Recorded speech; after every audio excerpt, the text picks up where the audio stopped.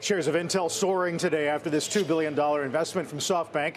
It comes as the Trump administration considers at least a 10% stake in the chip maker. Our Kristina Partsinevelos has the latest in today's Tech Check. What a busy day on your beat, KP. Yeah, it's been a busy few years, which is great for me. But let's talk about Intel, because it is getting a $2 billion lifeline from SoftBank. And shareholders really need to understand what this means for their investment. It's not so black and white. SoftBank would be buying roughly 2% of the company. Intel tells me last night it's a primary issuance, meaning that new shares would come to market and fresh capital, but that also does mean stock dilution.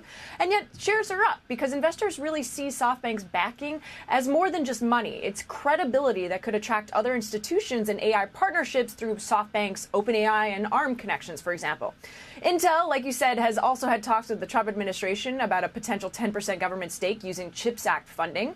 Commerce Secretary Howard Lutnick confirmed on CNBC this morning that the plan wouldn't give the U.S. voting rights, even though it could make the federal government Intel's largest shareholder. Here's Lutnick's explanation about the government stake. Listen in.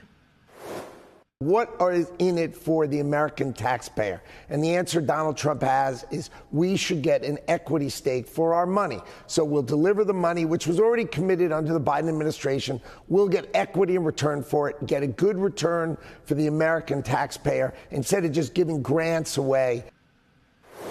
This is the part where I say it's not all black and white. I was talking to Wedbush's Matt Bryson, and he raises a critical concern.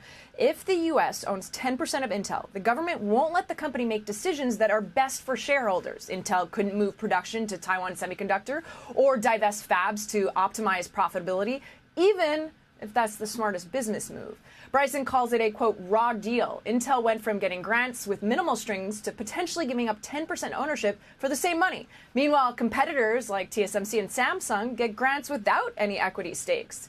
SoftBank's investments bring strategic value, no doubt, but potential government ownership creates a fundamental conflict between U.S. manufacturing interest and what's actually best for Intel shareholders, guys.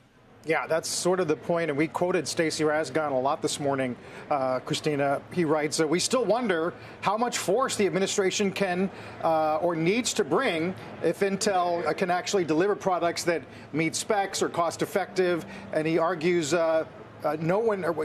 if they can't, no amount of encouragement is going to help. In other words, the money is one thing, but how much can you force customers to the market? It's difficult. Yeah, because the money is not solving the core problem with Intel, and that seems to be just catching on this AI train and moving forward with their more advanced processes. UBS had a note, too, this morning. Everybody has notes, right? It's very topical. But UBS had a note saying that AMD and Broadcom, or I should say NVIDIA and Broadcom, are interested possibly in Intel's 18A manufacturing process, and maybe Apple is interested in the 14A. But interest doesn't actually mean, millions of dollars of revenue. It takes time to ramp up. There's issues with yields with a lot of these processes in terms of how many chips actually come out workable versus not workable. So it's throwing a cash injection into a company that is struggling. It's going to help buy time, but can that company actually turn itself around and provide a product that the likes of AMD and NVIDIA would want to use as opposed to going elsewhere to manufacture? Maybe that's why Secretary Lutnick was really poo-pooing the governance question by David, and that they don't want to make it seem like they have a heavy hand here in deciding what Intel's strategy is going to be. It's just an investment.